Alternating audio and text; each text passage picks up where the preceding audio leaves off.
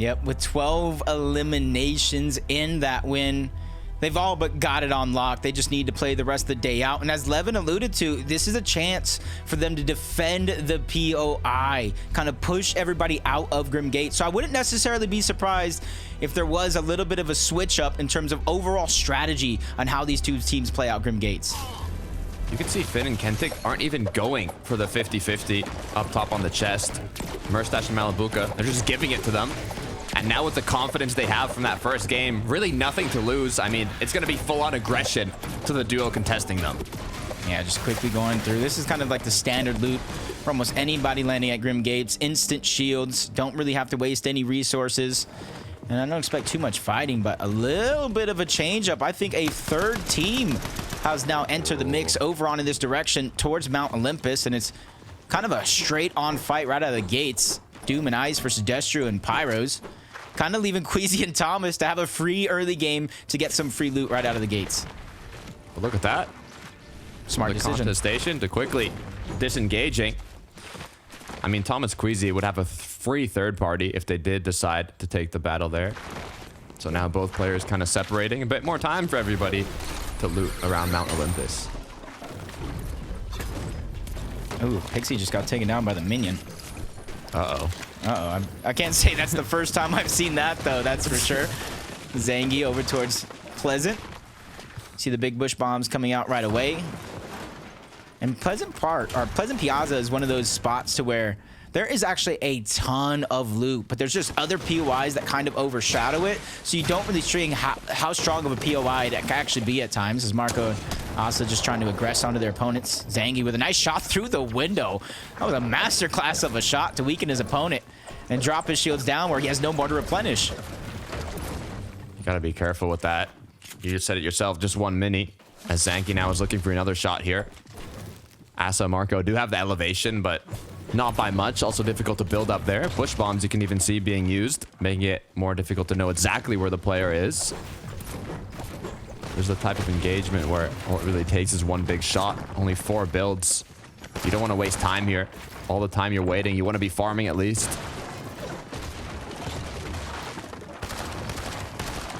Yeah, it's not as aggressive as we've seen some of the fights so far, but with Marco weak, that could be a sign for them to continue to try to getting aggressive, and you see them trying to make their way up before that team just immediately disperses outward. And I've actually seen this a few times from a team just on NA, Chaos Gaming and Tro. They hide at one of the gas stations, so a little bit different this time around, hiding above one of the fire pits. We do see Zohan rotating in this direction. Oh, no. Oh, but he doesn't take the instant bait. He doesn't take the instant bait. He doesn't rotate to the steps. No, but his teammate does. That first shot isn't going to be a big one. Bobo Finn actually takes more damage than he dealt on this fight. I think he got headshotted by Zohan with the DMR. Insane shot being landed. Saved his teammate basically from that. The sneaky strat almost played it off, but luckily enough now, both players have done a bit of damage. Waterbending Mythic too means they can just apply infinite pressure from above. Zohan just trying to crouch, hide his audio visuals from his opponent. Try to get a spot where he can reposition himself. But it's kind of a risky thing here, especially in a 2v1.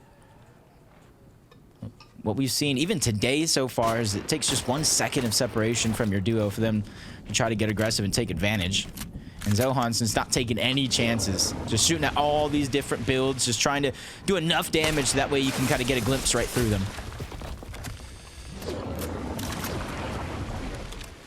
To be fair, both duos kind of are playing a bit passively here. They're not farming. They're not kind of doing much. They're just kind of waiting to see if an opportunity is going to arise. But yeah, I think they've realized that. It's just kind of a stalemate at this point. They've got to start doing something. Every second is important in these semifinals, so you do not want to waste time, as now both players will continue with their mid game. Yeah, I agree with that play. They're just too far on the outskirts to where there's just no loot where they're currently positioned at. They're going to have to look for it elsewhere, and the longer they take, higher chances that loot goes out the window. As we take a look at our game #1 victors, 113 points in that first game with those 12 eliminations. And in comparison, a lot of our game winners throughout the weekend kind of averaged 6.7 elims a game, so about 7 eliminations. So already Malabuka, Murstache, feeling no pressure because of the consistency format, knowing a win doesn't even matter. Ironically enough, they already snatch up one, and they're setting their eyes on their second target. Looking for possible back-to-back double elim games. Out comes the chain of Hades, breaking through the build with ease. Kavee is just in a tough spot, just getting shake-shivered and taken down. His teammate Haris just has no choice but to abandon. I wouldn't turn back into that chain of Hades if I was him either. That is disgusting. That is absolutely disgusting. Chain of Hades plus Merstash did not stand a chance. As Queasy's gone down, though. They made it far in the late game for the first match of the day, but Thomas HD now has been left alone. Looks like he's going to be forced to get a reboot here later on. Yeah, really the only option, and it's not too different from that last game, but that just kind of puts a lot of pressure on Thomas here. Only 47 teams alive, so only 3 have went down up until this point. You had a decent game in that game 1, but with only being 3 games on the day, if you slip up here, you're really putting so much pressure on you to try to get that upper bracket spot secured, or the grand final spot secured through the upper bracket in 1 game, essentially. Another sneaky play potentially coming through here by Sado and Andalex. But it looks like if you look at the mini-map, the opposing duo that's close to them are running away. So yeah, they are not going to be waiting here. Or are they? I just don't see a reason why that duo would go back. Yeah, off the mountain. It's not necessarily even going back, but they have a little elevation with that ridge, and you can kind of see them built up even higher. So Andalex and Sado just kind of waiting, taking their chances. There's no harm, no foul for Andalex and Sado. Outside of maybe some wasted time if they don't find the necessary surge there as Destru and Pyros. Trying to take more space around Mount Olympus, and you can kind of see in the mini-map. I know it might be a little hard, might have to squint, but the medallion and that mythic loot is still up for grabs, and you can see why. It takes so long, especially when you're triple contested in a drop like this, to try to go after that boss that we can all agree it probably takes the longest out of all of them to take down. Yeah, there's so many players in the area, too, that trying to do anything would be incredibly difficult right now. Lucia pinged, though, saying we don't want to be a part of that. As Thomas HD is still close by, you can see. Hopefully does not get caught off guard here. Looks like engagement has broken out, though, in the zone at Mount Olympus here. That's true. Pyros now. Chain of Hades once again. The popularity just keeps increasing with this item as more and more duos start using it. Yeah, it's just the fact that it has that triple attack. It knocks your opponents back. At times, to get damage through the builds. Just has so much utility case. And then in the end game, you can use it to snatch loot. As Destru is just feeling the confidence to build up and challenge Doom on the high ground. Doom with no shields, forced to run back to his teammate Ice. And there's only so much running you can do, especially with the zone ticking you down little by little, taking away that HP, and you have the confidence from Destru and Pyros to where they're just constantly following him every step of the way, holding the high ground, and now they have them separated into 2 individuals. Sado and Alex from hiding in a building to now playing aggressive. The hunt is on. You have to be careful, though. One slip-up is all it takes. They have the upper hand of the 2v1. Andalex from one side, Sado from the other. Opponent is now cracked. Just one more shot needed to connect here as the wall gets taken down, and so does Amos here. Man, that was terrifying. Let's see how this fight started. Oh, they did. They did. They took the bait. That's crazy. Oh, no, man. He just did not stand a chance. Probably That's saw why the you door gotta knock. Yeah. You gotta knock, Jacob, before Ring the opening doorbell. door. Yeah. Officially did not ring the doorbell there. Sado and Andalex showed what happens. Yeah, at Great least way I to pick learned. up 2 elans. Yeah, at least I'm never going back in zone if I have that mountain right there. But Andalex, Sado, and they managed to box up the bunker. They built a tower on it, so it looked like a team was in there sitting for Surge. Meanwhile, they were nowhere nearby. They were off to the side trying to get an easy elimination. That's just 400 IQ play after 400 IQ play as Destru through the builds underneath, knocks Icy back, separates him from Doom, and then immediately takes out Doom. Oh, that's just unfortunate. That is an absolute tragedy. As we look back to Thomas HD Queasy, back in the game now. Queasy has been brought 2 medkits as now he's gonna have to recuperate all that loot inside of the zone. It's gonna be a slow game for these two. they're gonna have to break down quite a lot of stuff on the checklist here before they're able to get back in zone and start looking for tags once again. But they don't have a lot of time to do so, so they're gonna have to be quick with it. Yeah. I would love to see them go from launch pad to launch pad where they're currently at. So use some of that flowberry. That's going to be the easiest road to the zone. To jump on board Crimson Noms from Lavish Slayer, rotating all the way over from the north. Just trying to get some serves. There's a lot of teams that land on the top half of the middle of the map where they go towards Rebel Roost. They go towards Class E Courts. They move north as a part of their game plan to try to find the surge. Malabuka and Mustache, 2 eliminations right out of the gate. Not necessarily. Ooh, do you see what they're doing right now? They're breaking down the entirety of that building so that team can no longer have high ground. Do they know is my question. Do they know what's going down? It's done it. They've broken it down. Kentic now drops, has the dashes though. Finn as well should have some. So neither player is going to get actually eliminated, but you can see Mustache having a bit of fun at this point. Right, it's all seriousness, right? And people, you know, get stressed, they get nerves, and they realize it's a big competition, and it's all serious all the way. You forget to have fun along the way. Mustache and Malabuka, after winning that first game, they're just here for the fun. Even shooting those thunderbolts of Zeus off into distant towers, trying to chop them down as well. No tower will stand a chance against Malabuka and Mustache at this point. Nobody's getting surge in this game. Not if Mustache and Malabuka are up. Dark is now the Peace King. Let's see if that's true. As Dark is trying to get directly into his opponent's box. One shot's gonna take, but his duo partner backing him up now. Gets the knock. Blacha dropped to 30 HP. Chain of Hades continuing to be put to work, but it looks like the cleanup crew, they're there. Yeah. Kombek actually did try to stay alive. Chexi's just dropped down to just a little bit of HP, trying to heal up. And this Chain of Hades got to be just so frustrating, especially when you have an advantage. It's just hard to deal with at times, and we're seeing it often now. And it was something that we didn't really see too much. We didn't really see it much at all, but as the weeks progress, people really making it a huge tool in their tool belt. As they try to progress through some of these games, and Chexi and Vispin, they said, nah, we don't want none of that anymore. Let's just kind of keep our distance from that Chain of Hades. You hear the shing shing, you say, get me out of there. I'm not even going close to that duo no more. Take a quick look at how it went down, though. Vispin was hunting for an angle here. Connected 3 back-to-back shots. Nicely done. Gears and Chari. They're the ones that can get Rift Island for now. No real contestation up there. We saw them with a nice third-party fight in that last game. Just got to figure out how they're just going to keep up the pace. They're a team that we've seen at the top of the leaderboards of FNCS Pass. We know what they're capable of as a team.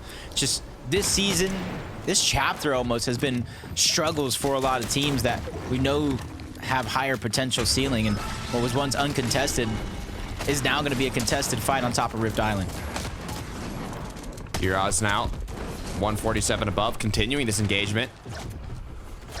It's a dangerous position to be in with the amount of duos that are in the surrounding area. Just 19 shield, so he's going to be forced here to regroup, get healthy once again.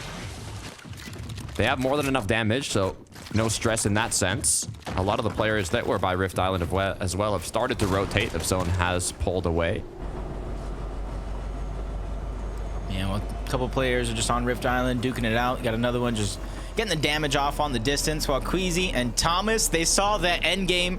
They know how helpful the train could be at times, and they're just going to hitch a ride here.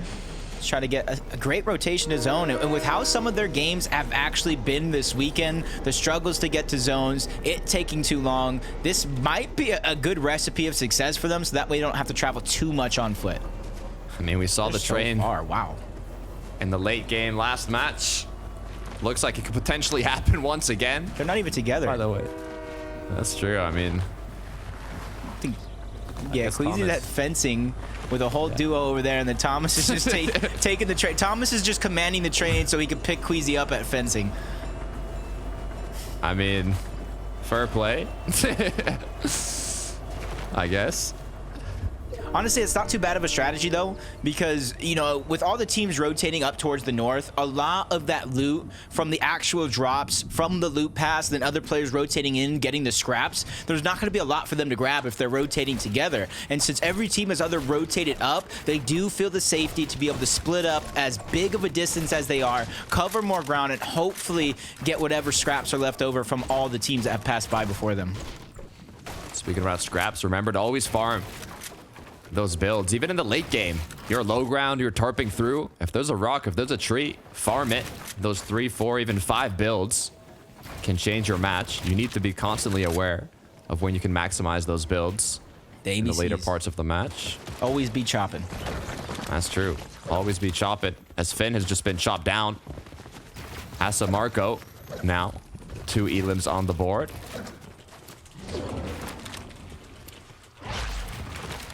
Kentic left alone here. Which a lot of these teams towards the outskirts isn't going to be the worst thing for them to change eliminations like this due to the dashes they're able to get from the river sticks. Asa and Marco 366 above, but they're just trying to target out this solo that they know is by himself. Finn was lost not too long ago, so it's only a matter of time as he continues to move deeper and deeper into the zone. Shots now coming in. He's even moving closer and closer to another team. Just a sliver of HP left, and they're continuously to stay on the chase. It doesn't matter how much distance he covers. It's just not enough to outmatch him. And finally, the mouse has been caught. From getting his Storm Surge base chopped down to now rewarding that medallion to another duo. That's big. Yeah, makes the chase make that much more sense as Queasy and Thomas finally enter into the mix. 192 below the damage threshold. And you got to realize why that is. Queasy going down early. Thomas stuck trying to get Queasy back. That far rotation in zone where they saw virtually no players up until this point. And now they have ground to cover when it comes to that Storm Surge. Quickly boxing up next to a team, but shots coming into the distance. That's Howley. That's the Frizzy on the other time. And Thomas is ready to take that challenge because it's a must. It's no longer just for tags. Now they have to go for that full-on box fight. 162 below with 67 players up. They need to play aggressive here. There's battles, duels happening in front of them, but there's 3 different duos, so they cannot overextend here. Yeah, one player's gonna get down, separated. Karmi's trying to go ahead and help it out. Some damage coming through, and it's gonna be enough to get him above momentarily, but instantly right back down below. Surge now ticking, doing damage. Queasy has dropped. Thomas left by himself, but luckily the dust had settled and he found himself above Storm Surge right before it turned off as Podesai, Stacey, still trying to be on the chase, especially since they know they picked up that elimination onto Queasy, with Howley's help, of course. So this could be a possible, like, 4v1, 4v2, but Vispin is even there by himself, so it's a choice of solos that players want to go after. So many duos here. It's just the leftovers of the Storm Surge battle now, as Thomas is scavenging what he can from Queasy's dropped body, as now he's going to try and get his way into zone here, making use of that River of Sticks. Still 79 below, though. So more damage has to be done, but you can see how many players are rotating late into zone. There will be options to take shots, but even if you get that damage, just making it into zone so late, it's going to be difficult. That's the only chance Thomas has. Pops the legendary banana. And then quickly he's trying to sprint away with the last of the dashes he have left. He heard the chain of 80s. He heard the whip cracking right behind him. And he's just trying to get on out, but there's only so much distance he can cover by himself. Stacey, Podesai are just hot on his heels. And then you add in the fact that he's 92 below the damage threshold. Best case scenario, he tries to fight it off, gets some damage, and this could be the moment, their opportunity with Stacey and Podesai now separated. Podesai's low. His duo partner right behind him. He can get this finish here, do a bit of damage, but be careful. Once again, the chain of 80s taking Thomas HD out, but it's Murstache and Malabuka that are going to be the claimers of the loot. Another celebration. 4th elimination so far. Howley by himself. You can see at this point in time, Takata, he just lost the Frizzy, but just the persistence going in and out a lot of these covers and finds it onto Queasy as well. The solo of Howley just putting so much damage in on the lobby, and even finds another one onto Karmi. Yes, that's right. That wasn't a replay. That was a quick 20-second montage of how great he actually is. Now left alone. You can see he does have those 3 elims, but you know, I got faith I got faith here. It's going to be quite a difficult rotation with the amount of duos that have to rotate here, but also opportunity for recycling. Flowberry's going to be popped. 73 crack. This is going to be a tough one. Yeah, just unfortunate with how well he's been playing. The onslaught of triple eliminations there moments ago, and he's barely 81 above the damage threshold. Just shows how active that fight was and for how long that those players just didn't really have HP or shields for him to get anything in terms of Surge. Stash and Malabuka, they find another couple eliminations as Howley continues rotating in and finds a perfect spot above this house and zone. He's building boxes multiple wide, minimize the chances of teams hopefully seeing that he's in solo. The Buell, couple shots onto him. Sato and Alex as well. As now basically the whole lobby on the west side of this zone. You can see how many people have been struggling to get that damage, causing them to rotate in later and kind of form a pact on the congested side. Howley has done his damage, but 166 can make you think that he's comfortable now, but that can quickly change as time goes on. Especially seeing where this next zone goes. A little bit, I believe, up some of these mountains. Just outside of Lavish Lair.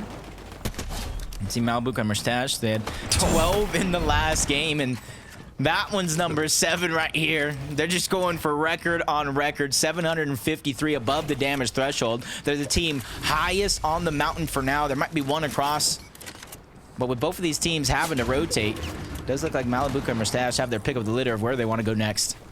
This is dangerous, and not for Mustache Malabuka. For everyone else in the lobby, you can see how comfortable they're looking right now after that game 1. I would not want to be close to high ground if I was anyone else. You can tell they're ready to risk it all. They're ready to just continue with their aggression. Scrapped Skrill. Actually looking quite healthy. They have a good amount of damage. They're doing a pretty good job rotating here while staying covered. Yeah, the only thing that really worries me for them is their material count. Very, very healthy when it comes to the metal, but they're using a lot of materials here in these first zone here. Number 8, once the zone starts moving, that is going to go and get depleted very, very quickly.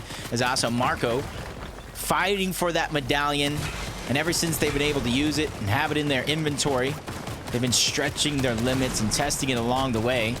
Doesn't matter if they're going up or above a lot of these covers, but now they're just in a very, very tough spot. Typically with the medallion, you want to be positioned on the high ground. That way you could dash to safety. That dash only does you so much when you're stuck between a rock and a hard place. Shots coming in from the other side of the cover. Marco forced to abandon his teammate, reposition thanks to that dash as soon as he found some open ground.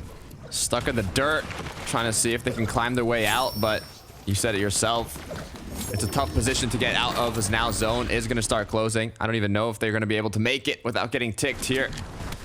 As the rotates come through, Howley still going strong as a solo. This whole late game, he's been playing alone. Nice crack as well, continuing to deal damage as he gets cracked as well. Dropped to just 13 HP. Now it's getting more dangerous. Yeah, he's been a huge destructive force to everybody he goes up against, sliding right through.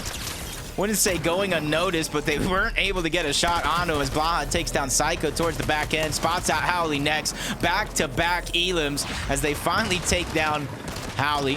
Marco also just still using that dash to try to get above and beyond all these other players, not really fall behind the curve, but as soon as they position themselves, they try to stagger before they move up yet again. But Marco under pressure, HP going out the window. Even Asa just has a sliver of HP himself. They cannot take too many ticks to this storm. Cannot take literally a single tick. No. As both players now go down. Blacha, though, up top above in the clouds with Kombek. Turtle, back end of zone. Skrill goes down. Srapt goes down as well, as now it's the pressure from above. Yeah, the medallion fell down the mountain. I only wonder who took or who had the confidence to go down and chase it as Mappy trying to build outward, runs out of builds, high ground notices, damage is taking the shields and HP down. Luckily for him, he has a few more left in the back pocket as him and Kiro continue to drop down lowest layer. They don't want to be the focus. They don't want to take the attention of that high ground.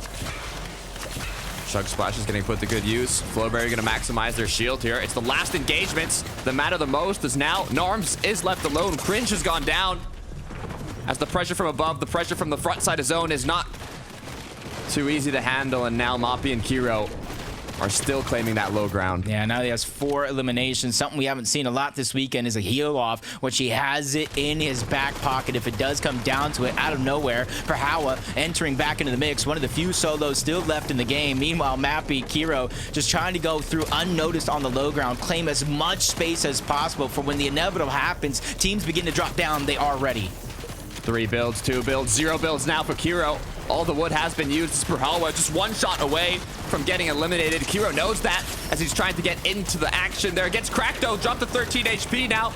Just 2 ticks away from zone. He needs to get out of this position. Yeah, it was a sacrifice that I don't know he should have made. Mappy goes down. Kiro's gonna fall. 2v2 situation. High ground versus low. Blacha, Kombek, they've been in full control, but Blacha's dropping down, but he takes a ton of fall damage. A shot from the flank. Dash is going up, and Blacha goes down. It's all up to Kombek. They had it in the bag. It's slipping through their fingers, but not on his watch. Kombek with a huge clutch to steal the game back. Gets 1, gets 2, 9 eliminations just for Kombek, cleaning up the lobby in the last moment, securing that win. What a way to finish it off. I won't lie to you if we tell you I wasn't worried, because as soon as Blacha dropped down, took almost 50 HP of fall damage, I thought that was it. It was basically a 2v1 if they landed a good shot, but Kombek, the positioning, the movement after the fact was perfect. Inside of zone, outside of zone, a little game of ring around the rosy to end up on top, and the way he's using that cover, the right hand advantage, picture perfect to win that game.